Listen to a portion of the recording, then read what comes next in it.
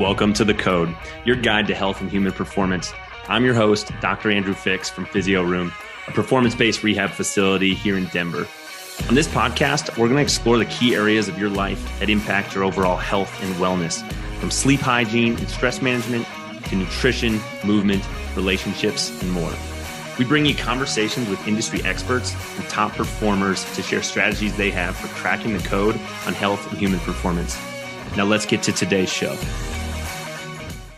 What's going on, guys? Dr. Andrew Fix back for another episode of The Code. I'm super excited to be talking to two of our clients here. I know they've worked with multiple people on our team at Physio Room, but I've had the pleasure of working with them quite a bit. Reana and Alex Kaminsky.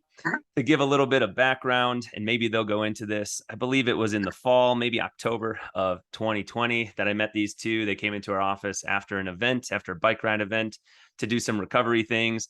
And I had the chance to chat with them. And then they ended up becoming clients in our office. And we've just had the opportunity to become friends. We've done some things outside of the office. We've done a Tough Mudder together. And these two are just really cool people, and I'm stoked to have them on the show. So, Ree, will you go ahead and do a brief introduction of yourself, and then we'll kick it over to Alex after that. Hello. Thank you for having us. I'm Ree, and my name is Reana, but I go by Ree for short. And I'm 27 years old, and I'm from Denver, Colorado. Awesome. Thanks again for being here, Ree. Alex, how about you? Do a brief intro for us. Yeah. Hi, everyone. My name is Alex Kaminsky. I am Ree's younger little baby sister. I will be 26 here shortly. But yeah, also from Denver, Colorado, but just recently moved to sunny Florida.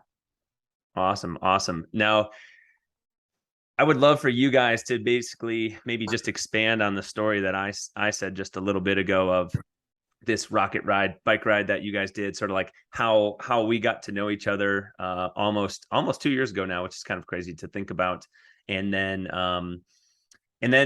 however you guys want to paint this picture, I'd love for you guys to sort of like share your story. And then I want to talk all about GetREAL and the business that you guys have started. It's super exciting. So, what made you guys sign up for this rocket ride bike ride that I then had the opportunity to meet you afterwards? Yeah. So I think, life has a funny way of, kind of putting you on the path of meeting different people and doing different things. And it's all crazy how it works out. But so Ree and I were on a weight loss journey, which I'm sure we'll get to in a little bit. But this was kind of not the tail end of it, but we had already lost a significant amount of weight. And, we were just doing different things, trying to challenge ourselves, get out of our comfort zone. And my boss at the time, she was putting on a annual bike ride race for her late husband who had passed away. And so it was a 33-mile bike ride because he was an avid biker. So some which way or another, Dr. Chris and Physio Room got kind of involved with the race in some kind of manner. But Physio Room was offering, hey, if you do this 33 miles, can't say 33, my goodness.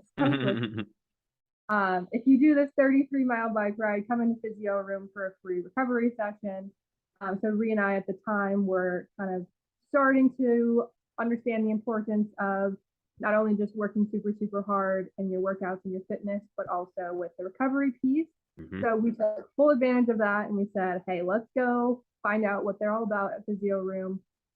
And we got the opportunity to sit down with Dr. Andrew and kind of talk about our goals and where we started, where we were now, and what our goals were for the future as far as fitness and, health and recovery. So that's kind of how it all started. So yeah, it was awesome. I remember, I don't remember if it was me or someone else on our team who helped you guys get set up in the Normatec recovery boots, but I actually remember I think I had a cancellation or something on my schedule, so I actually didn't have a client at that time when you guys were in the office. So I just hung out and talked to you guys for a few minutes and got to know a little bit about you. And like you, Alex, just alluded to, you guys were on this weight loss journey.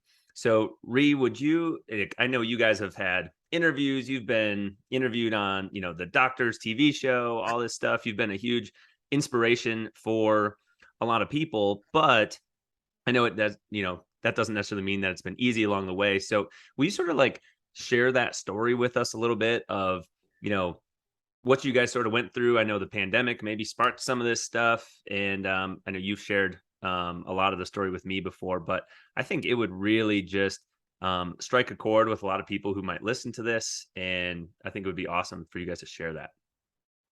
Yeah, of course. Thank you. The crazy thing is that when we actually did going to the bike ride the year before, we didn't do the biking. Mm, We walked a 5K, and we were 300 pounds the year before walking this 5K.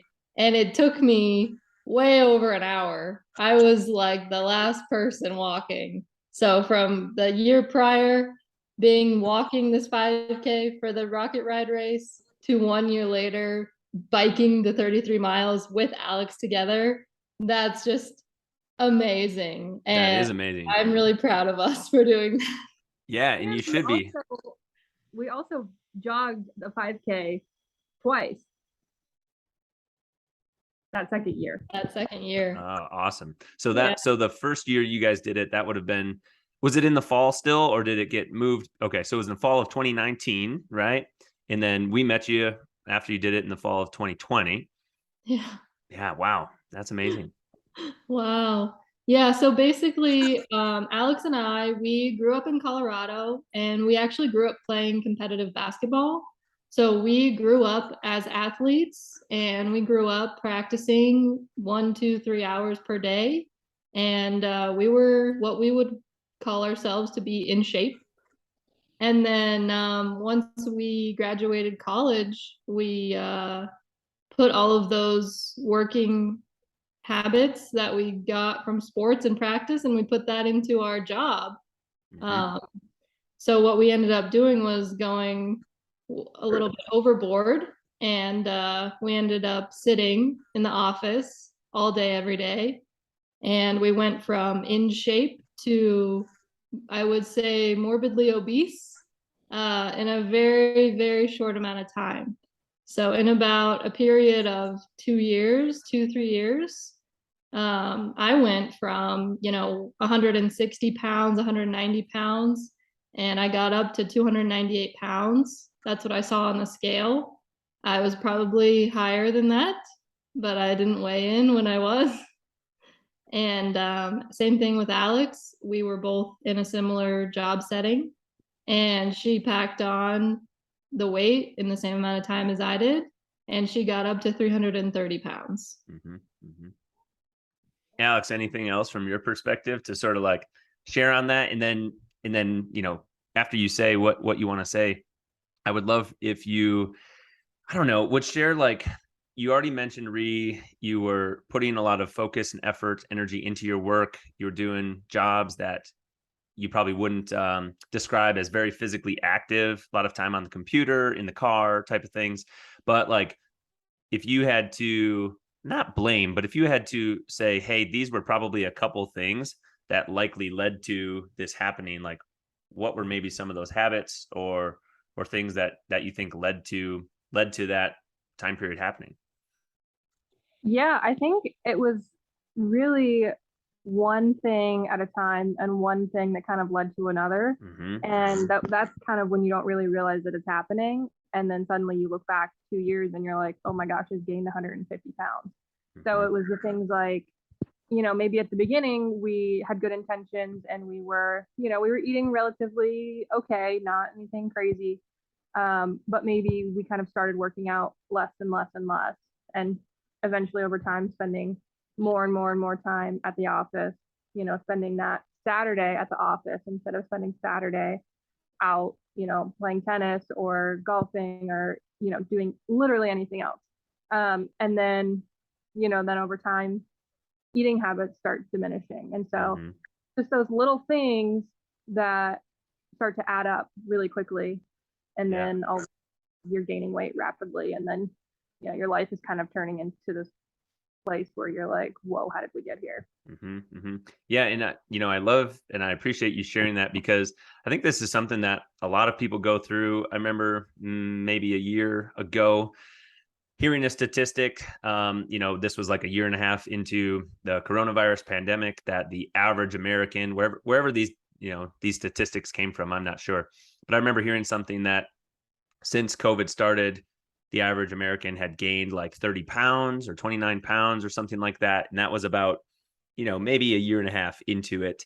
Um, and of course, that number varies from individual to individual. But if we just say on average across the country, people gained 30 pounds, I mean, well, that's a lot of weight gain across the country. So now, Ree, I know you are working in real estate. Alex has changed jobs a couple times from when I met you guys to now.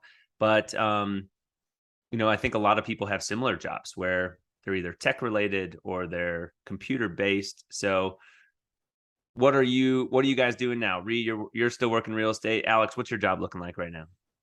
Yeah, so I my history is in home building, and I ended up back in home building here in Florida, which I'm super excited about. So I'm working in purchasing. Basically, I negotiate contracts with all of the subcontractors, manufacturers, and suppliers, and all that stuff to help build our houses. So Awesome. Yeah, but again, it's kind of a desk job situation, and I think it's really important, like just with the change in mentality of just like my mindset is a lot different now than it was before.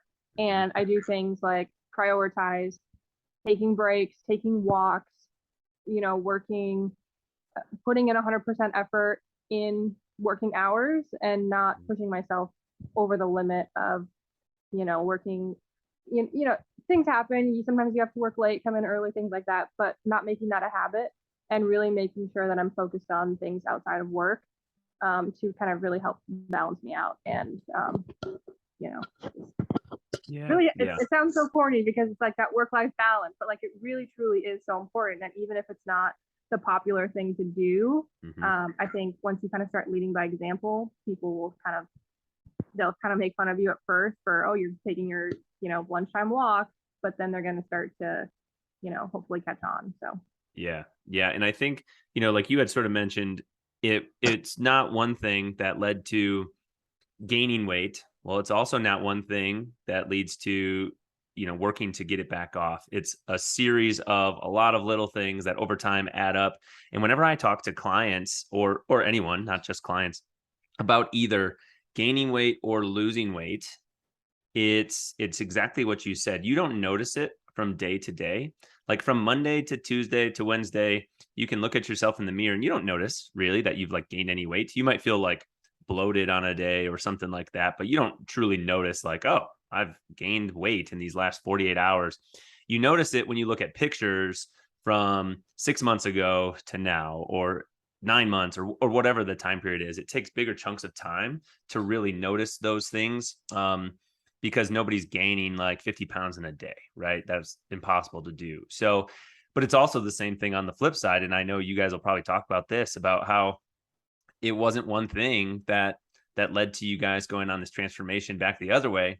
It was a series of a bunch of little things that snowballed in a positive direction to sort of like go back the other way. So Alex, you mentioned that like your mindset is different now compared to what it was before working in your job. Ree, have you gone through sort of like a similar thing, like where your priorities and what your mindset is about how you're working and how you're taking care of yourself has probably changed quite a bit?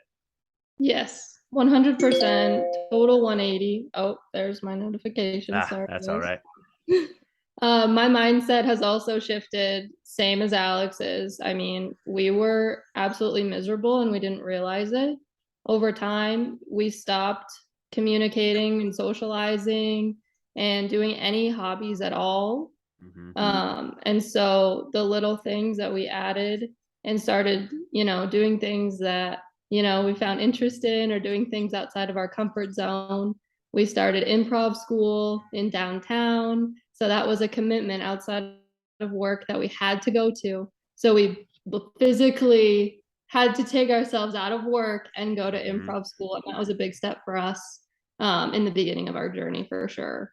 And Yeah. so starting to do those little things for ourselves and realizing how much happier we were outside of the office snowballed into us wanting to do that more for ourselves.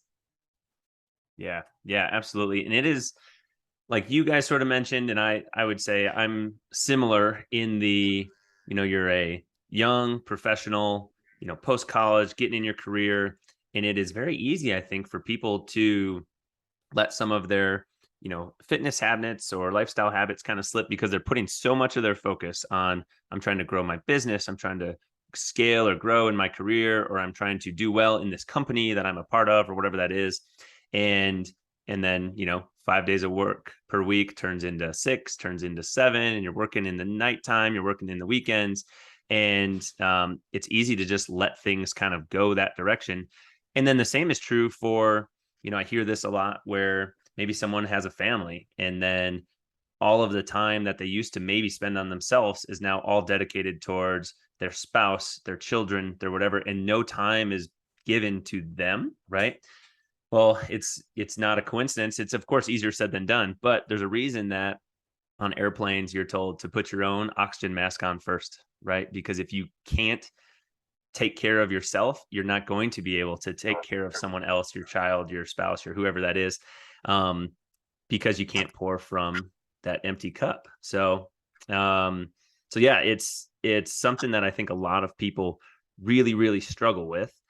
And will one of you sort of, I don't know, take us to and sort of explain to us, okay, you went through this period of time, post college, you're working, you gained weight that you weren't planning to, expecting to gain. At what point did you, make a decision that, hey, something's got to change, and you guys started to put the pieces in place to start to create that little snowball effect the other direction? Like, where was that like light switch kind of moment? It's funny because like it wasn't necessarily a light switch moment. Yeah. And I think we kind of touched on this earlier about like first we signed up for improv school, and then we kind of just started doing things. Mm-hmm. And then it was like kind of a more gradual kind of shift. Like we kind of spent the entire 2019 year of like just trying to get into a better headspace. Mm-hmm. And while we weren't necessarily 100% on that nutrition piece, which is arguably like the most important in weight loss, we were working on getting our mind there. And then once we were kind of out of our rut and we were kind of feeling back to ourselves, Mm-hmm. that was when we were really able to make that jump with the nutrition. And we were not to say that we were ready, but that was the point where it was really going to stick, because mentally we were in a good place. We knew that there was more that we could do. We knew we had goals. And so we just kind of looked at each other and we were like, okay, like, like it's time right now for us to dial in that nutrition piece. Yeah. What were some that of did happen, both of us together. Yeah. That was a moment. But I would say like the year and the 2 years before that, it was just gradual change of habits of like, hey, like we can do this. We can be athletes again, and like just doing little things. Mm-hmm. But there was one moment, like after we've been doing that for about over a year, we were on the couch and we both looked at each other and we said, okay, we need to do this starting tomorrow. Yeah. And we did, and we didn't look back. Yeah, no, I've, whether it's on social media or whatever, I mean, I've seen pictures of the work that you guys have put in. Of course, I've had the opportunity to work with you over the last year and a half, almost 2 years. And it's just been amazing to see and hear about your guys' transformation. What were some of the, Alex, you mentioned that like the nutrition piece you feel like has been arguably the biggest piece that you guys have changed, that you think has contributed to a lot of the changes. What were some of the main nutrition changes or implementations, things that you guys feel like you've done that have helped you to feel better? Yeah, so the very first thing that we did was we started the Whole30 program. Hmm. And if you're not familiar with it, brief overview, you go 30 days of eliminating dairy, grains, sugar, alcohol, soy. I think that's it. But essentially, the purpose is that you take those out for 30 days and then you kind of reintroduce those items one by one to see, if you have any kind of sensitivity to certain ingredients or things like that. But what it really did for us was it really taught us how to fuel our bodies, not only just for performance, but just in general. We have, Rhea and I have struggled with food and eating and that whole relationship literally our entire lives, as I'm sure many of you have as well, which I've learned through sharing our story. We struggled so bad. And I personally never really understood that correlation between, hey, if you eat this like processed food and this heavy, filled with artificial stuff, like you're gonna feel bogged down. You're gonna feel like you don't have any energy. And I never really put that together until we started the Whole30. All we were eating was, you know, fruits, vegetables, meat, and like just nothing processed, just like whole food. And I never felt better. And, at that time you start reintroducing things and you're like, oh my gosh, like I didn't realize that after eating a cheeseburger, like, yeah, everyone tells you growing up playing basketball, it was like, yeah, don't eat a cheeseburger before you play. But I always did anyway, and it was fine.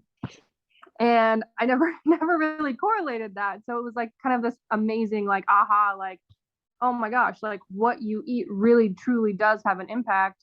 And it's not just for sports, it's not just for working out, it's for daily life. If you eat better, you're going to be able to put better effort into your job. You're going to be able to put better effort into your family or friends, or you're going to have all this energy and it's going to be amazing. And so definitely really have to credit the Whole30 for kind of helping us through that, because we focused on using that not just as a quick fix for weight loss, but really in a way to help us understand food and our relationship with it. Now, I don't love to use the term diet. Do you remember what it was that made you decide to try to start the Whole30 as opposed to some other type of program, like one of the bunch of other quick fix type of things or anything else that's out there? Do you remember what kind of like made you say, I think we're gonna start the Whole30 and this is why? Yeah, I had actually done it before in high school, which at that time may have not been used for the correct purpose, but I kind of knew what the idea of the program was. So I was familiar with it. I'd had success with it in the past. And I knew that that was kind of going to be the way that would kind of help us at least kickstart what we knew we needed to do. Yeah.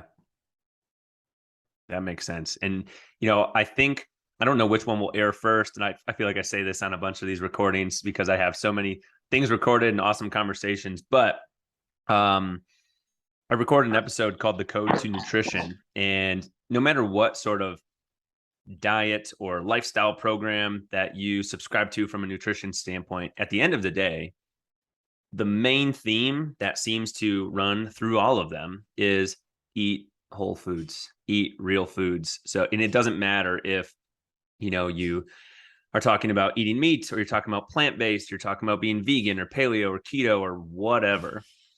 The more you can eliminate a lot of these processed additive, things that will sit on the shelf for forever and not go bad, generally speaking, the better off you're going to be. So yeah, that's one thing, whether it's the Whole30 or anything else, that I absolutely agree with you, Alex, that it's kind of, to me, like you don't know what you don't know.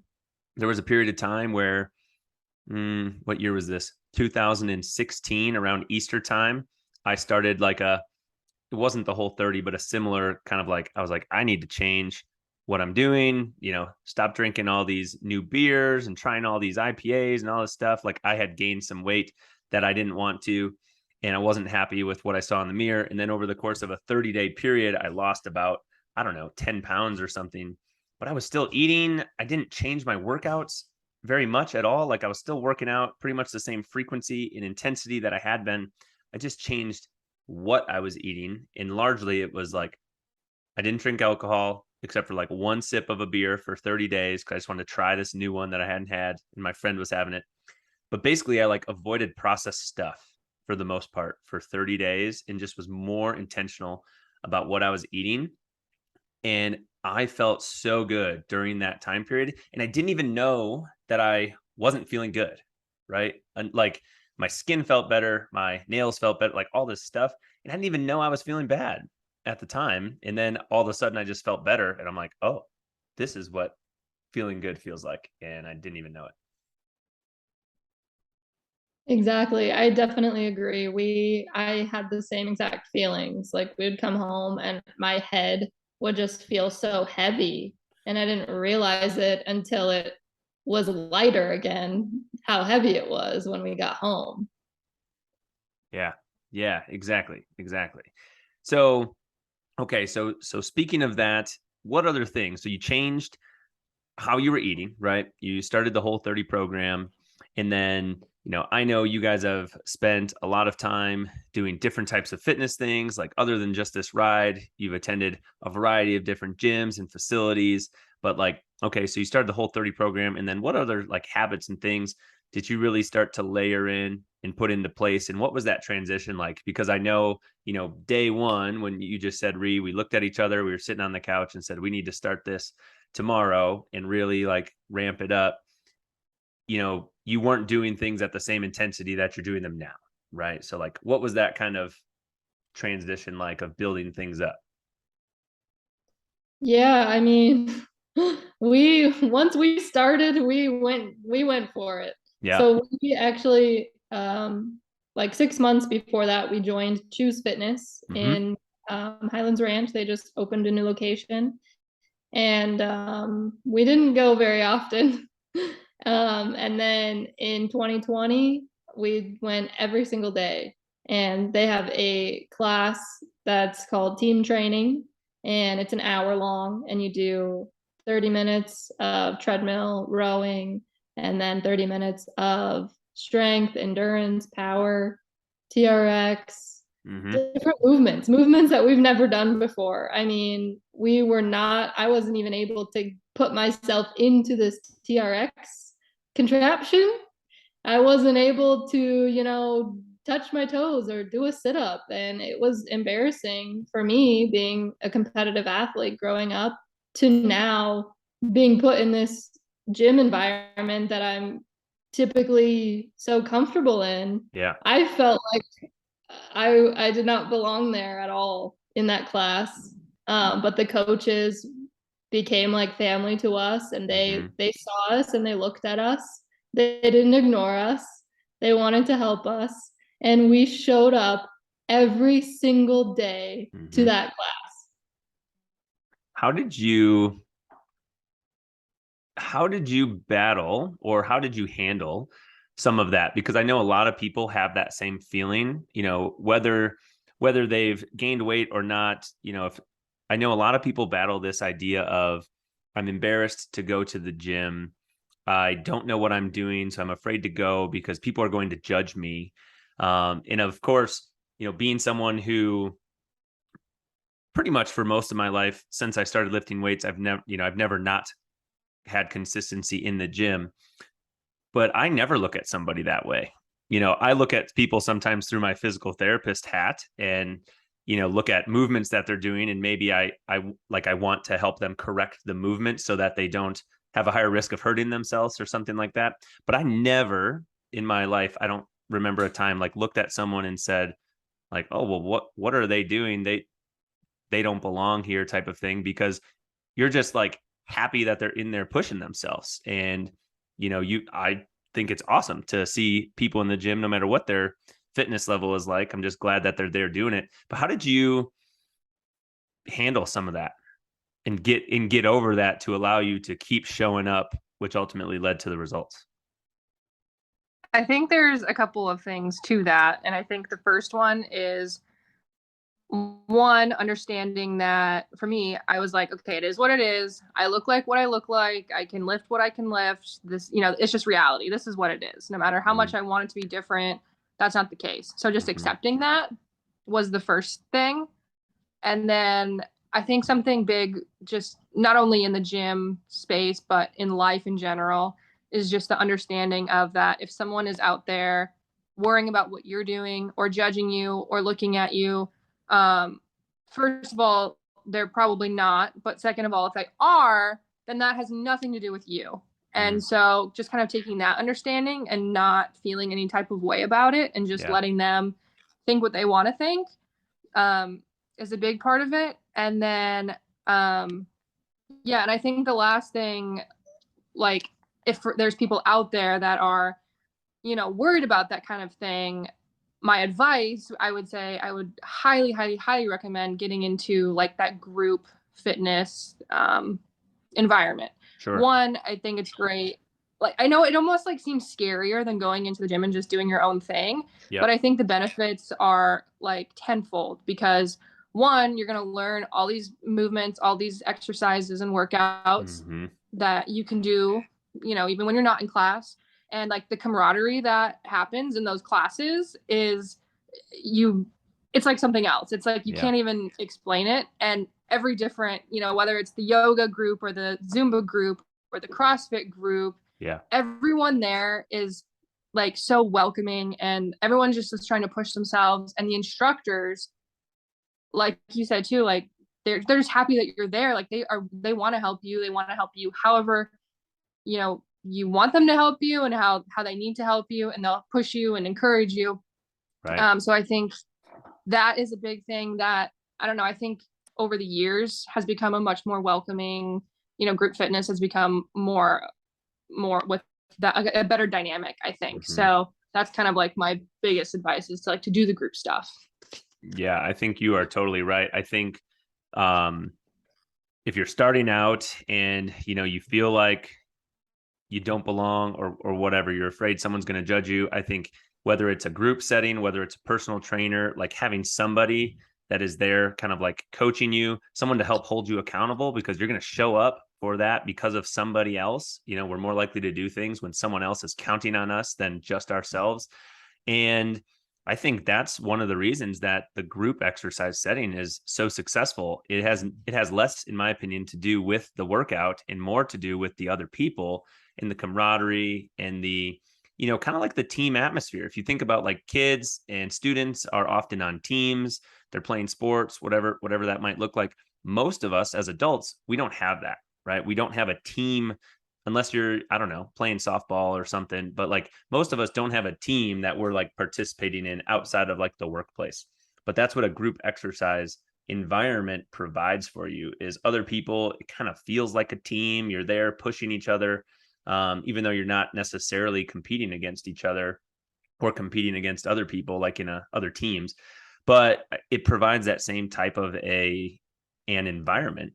And yeah, I think that's one of the reasons why we see so many different types of group exercise facilities, whether we're talking about, Orange Theories or F45s or yoga studios or the classes at Choose or here at Lions Den. I mean, there's endless numbers of these types of classes and they're successful for a reason. And I think that's the thing they all have in common.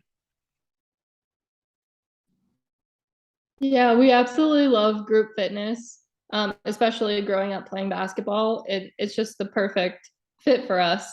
So we were really happy to find Choose. And obviously we did it together. So that was also helpful too, having each other. Yeah. Now, when you guys got into the habit of going to those classes like many times a week or every day, were you guys going on like a morning routine or an after work routine? What seemed to work the best for you two?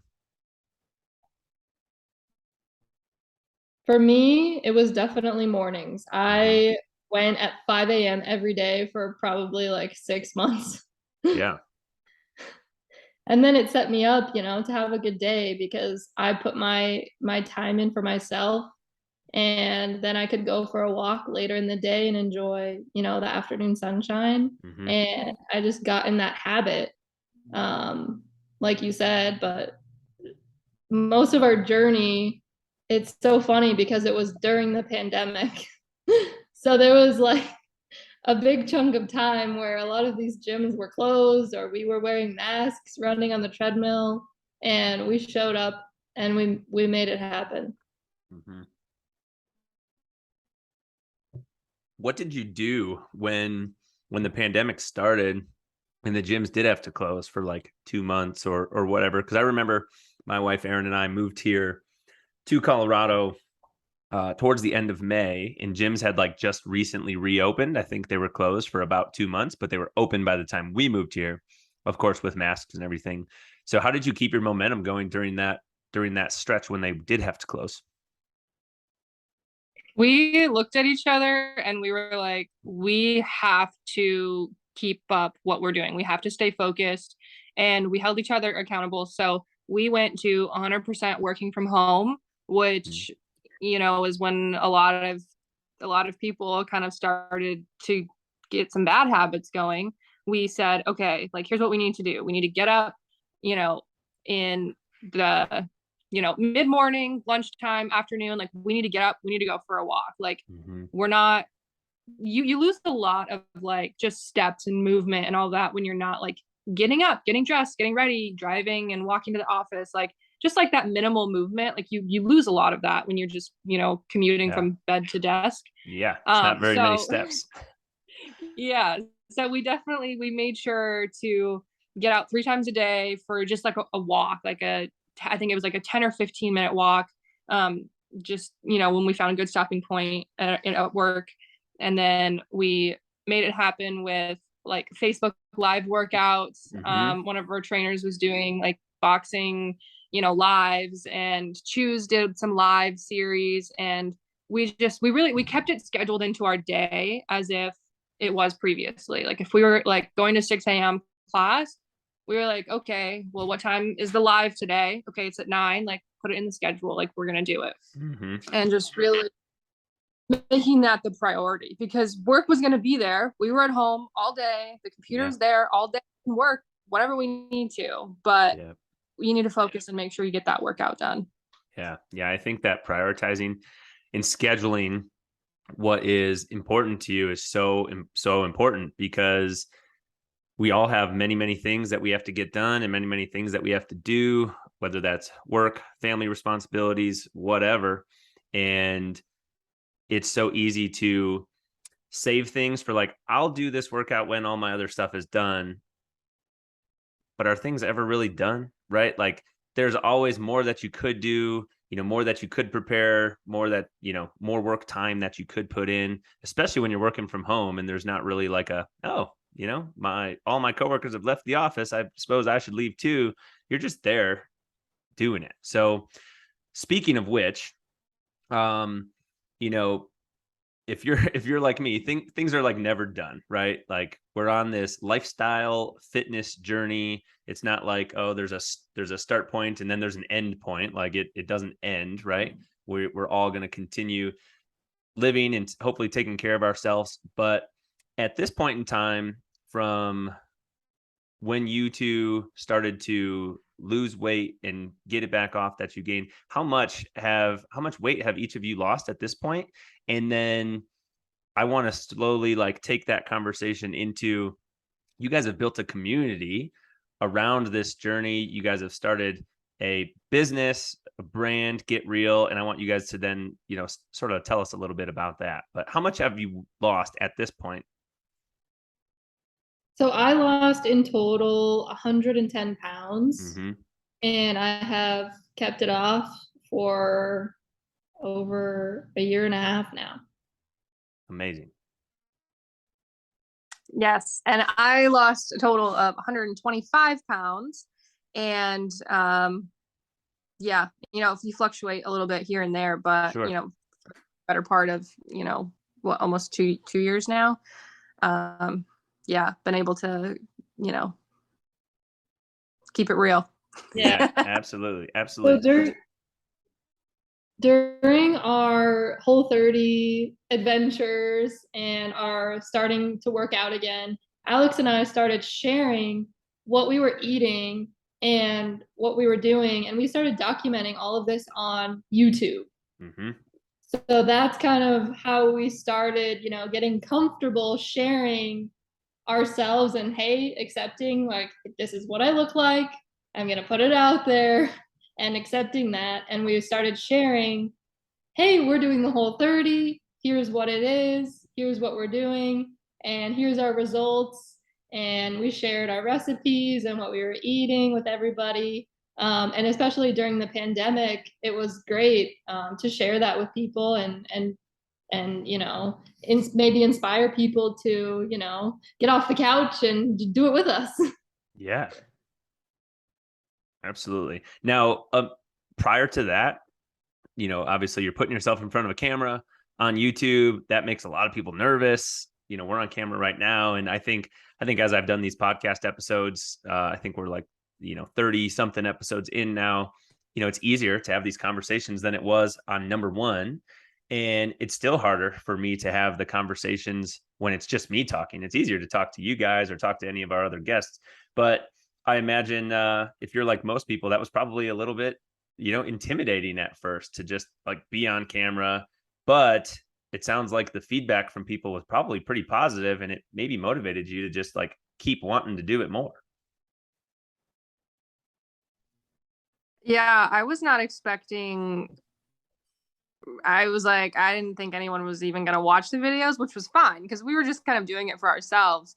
But, you know, we started to kind of gather up, like people would reach out to us like individually and be like, hey, I watched your videos, or, you know, our friends would be like, hey, like my dad watches your videos, or, you know, like just crazy stuff like that. Like we were like, we had no idea that all of these people were watching our videos. And so it was super fun to just like kind of just be ourselves and not make the videos for anybody else. Like, so we weren't trying to please anybody. We were just kind of having fun. And then that really resonated with people. And that's like so true to us and how we always talk about, you know, get real and just being real and being genuine. And yeah. Awesome. Yeah. And that's definitely the best way to go about things, right? Like if people aren't going to resonate with you or accept you for who you are when you're being real, then, you know, that's probably not the best person to have in your life or worry about really what their thoughts or opinions are.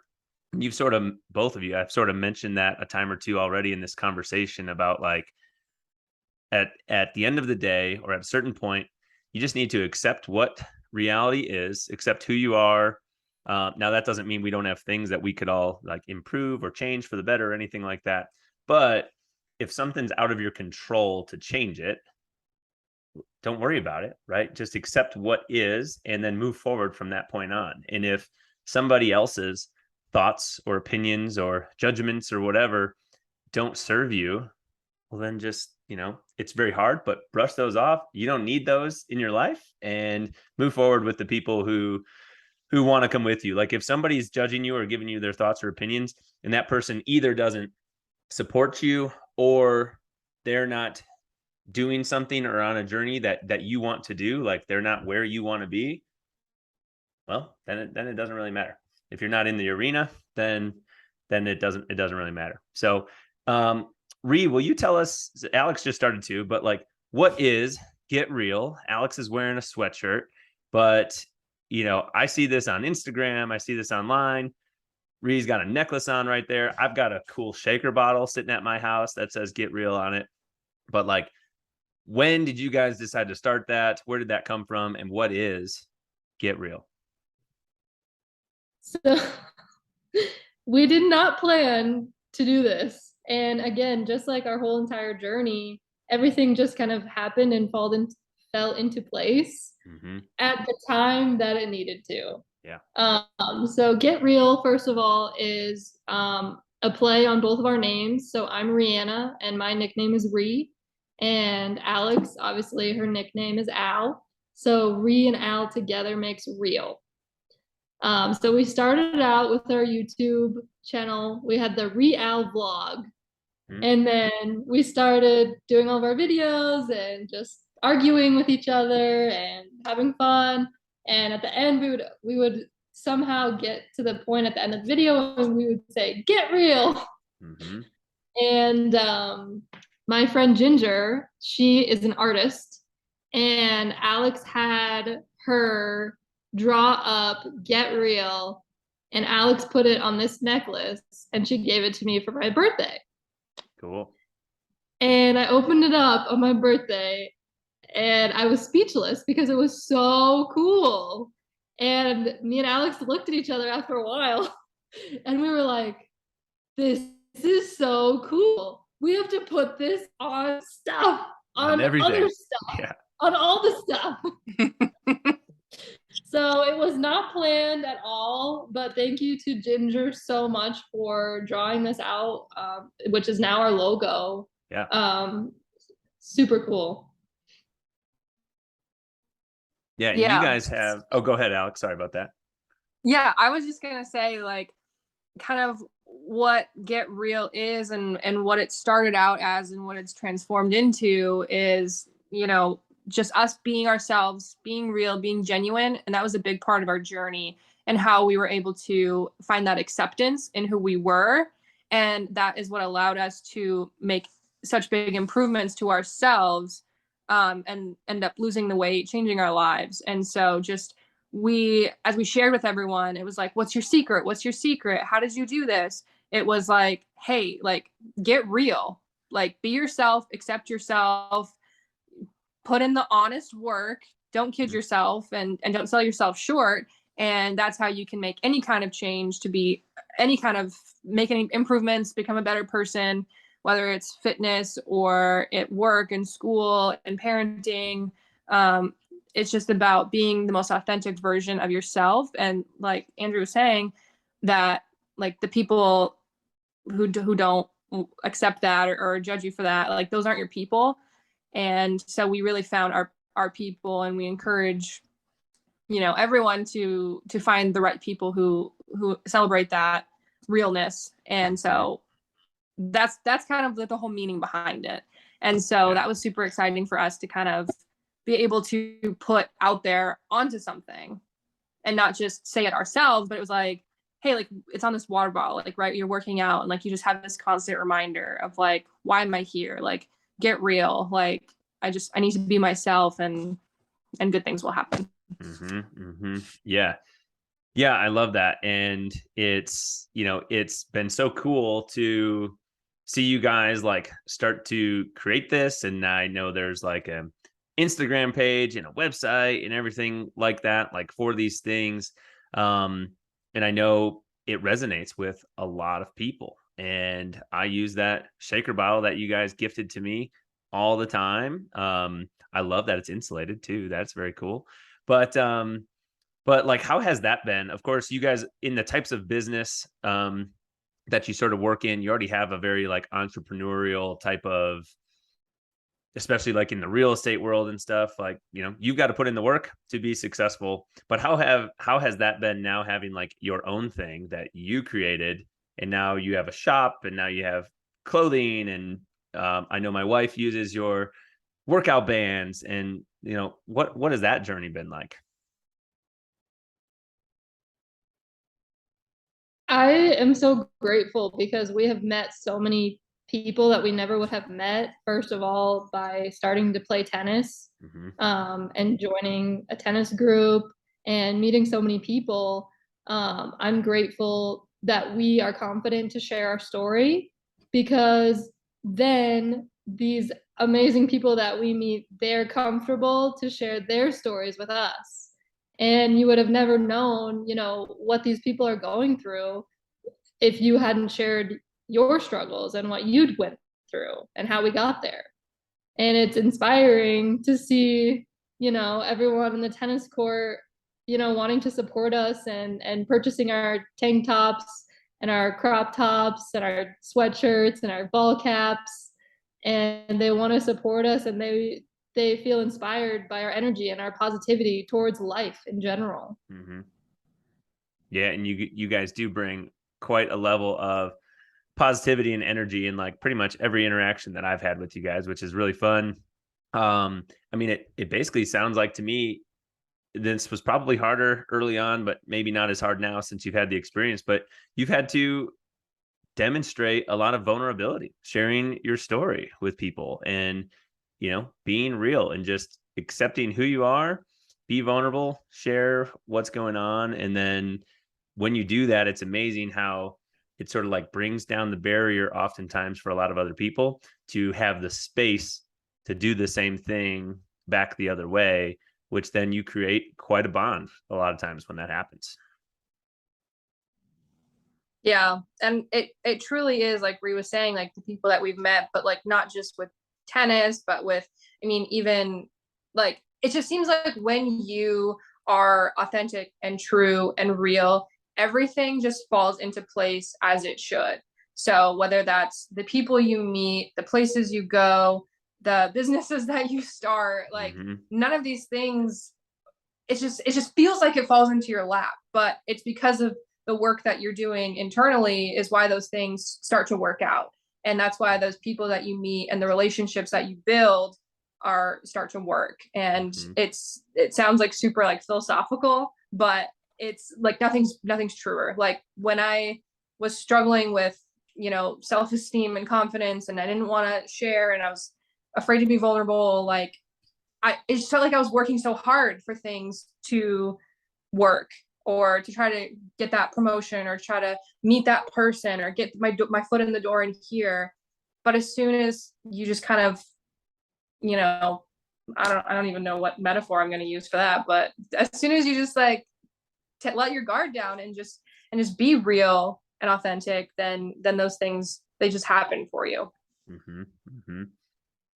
If she, I don't know how much she listens to this podcast, but if Erin listens to this and she's heard this story a lot of times, that's the exact same thing that happens so often in relationships with people. If you're out there working really hard to try to find the right person, how often do you actually find them? I don't know, probably not that often. You're going on all these dates and all this stuff. So when I met Erin, I had just recently moved from the suburbs of Atlanta, Georgia, up to the suburbs of Chicago. I know people love to say they're from Chicago when they're really like from an hour away, but I was in the suburbs. And, at that point in time, I think I met Erin 9 weeks to the day that I moved to Illinois, but who's counting? But anyways, just like so many people, I had been single for a long period of time, and I wasn't like, I basically made the decision, hey, I'm new in this state. I'm not going to like try to just meet people. I'm just going to go do my thing and just live my life and work and do my fitness, and not like, I don't know, not try to find somebody, or like not try to set up a bunch of dates.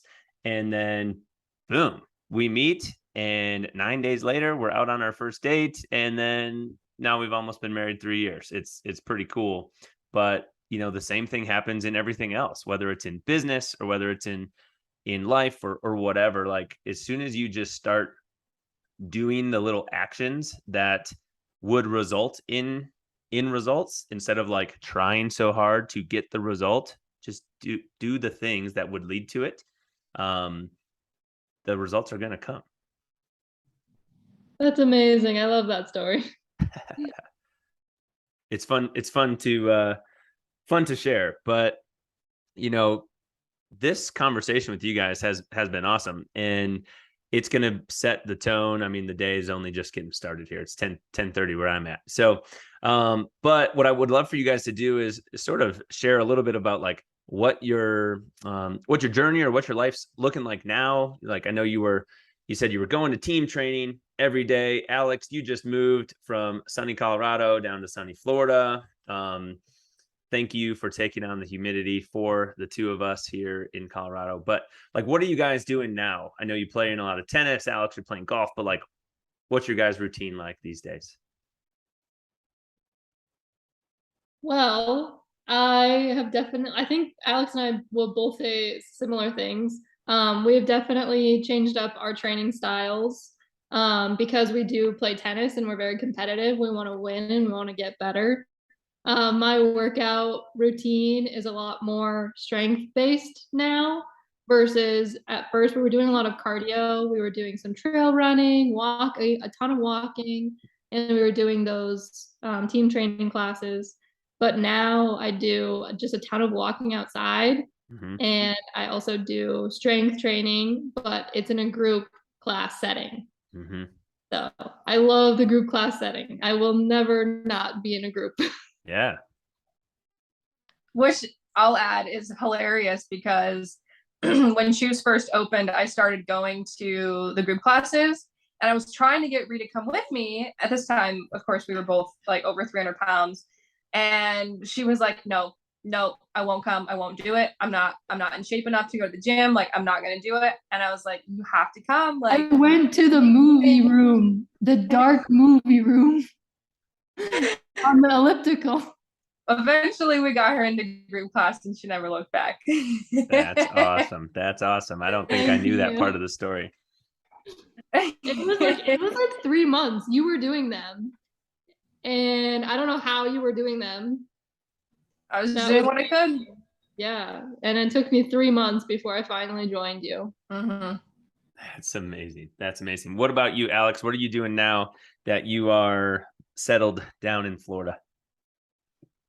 Yeah, so it's been fun. I've been here for about 2 months now, a month now, to where I'm actually living.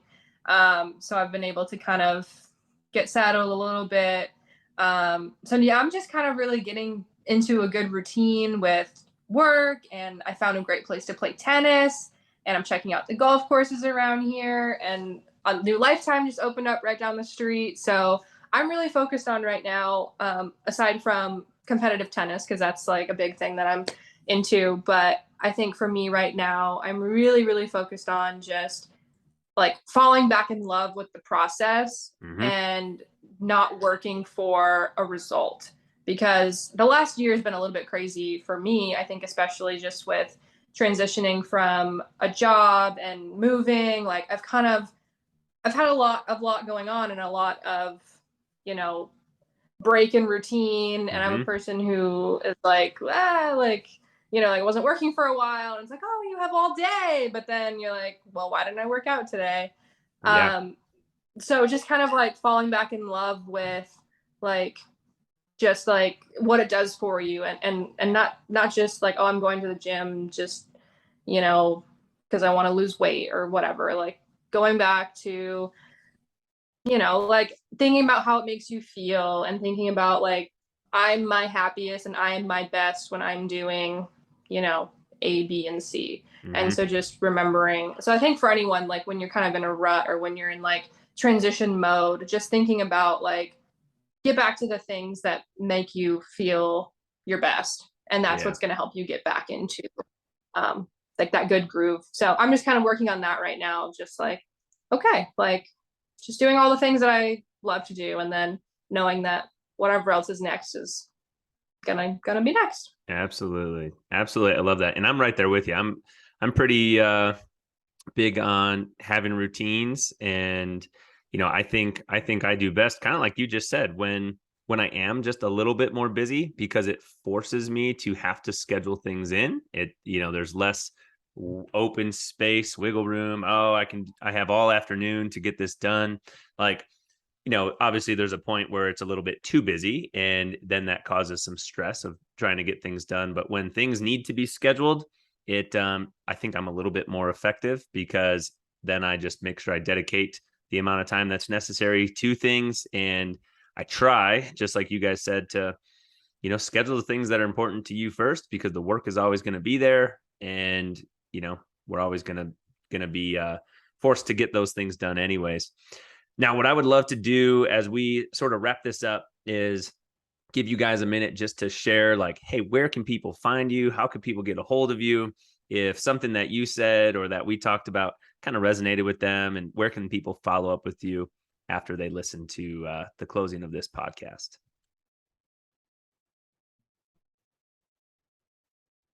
Yeah, I mean, we're pretty much everywhere, but our website, where you can find our shop and all of the clothing and accessories that we sell, is www.getrealshop.com. And we are on Instagram at GetRealShop. And you can connect with both Alex and I there. Yeah, we're all over social media. We're everywhere. Awesome. And we love talking to people, interacting with everyone, sharing stories, sharing advice, and all that good stuff. So we love making friends. We're very social people.